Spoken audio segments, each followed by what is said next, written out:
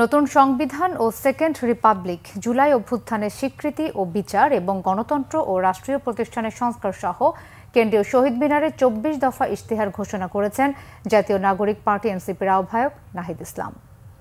জুলাইয়ের আকাঙ্ক্ষা পূরণে আমাদের এই নতুন সংবিধান একনায়কতন্ত্র, পরিবারতন্ত্র, ফ্যাসিবাদী কাঠামোর বিলোপ করে একটি বৈষম্যহীন গণতান্ত্রিক, অন্তর্ভুক্তিমূলক ও জনকল্যাণমুখী রিপাবলিক গঠন করবে। আমাদের এই নতুন রাষ্ট্র ব্যক্তির জীবন, জীবিকা, মর্যাদা, অধিকার সংরক্ষণ করবে। এই নতুন সংবিধান আমাদের রাষ্ট্রের আইন, বিচার ও নির্বাহী বিভাগের মধ্যে ক্ষমতার সুনির্দিষ্ট বিভাজন ও ভারসাম্য নিশ্চিত করবে।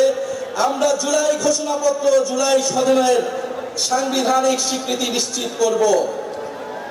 আমাদের দ্বিতীয় দফাটি হচ্ছে জুলাই গণ অভ্যুত্থানের স্বীকৃতি ও বিচার।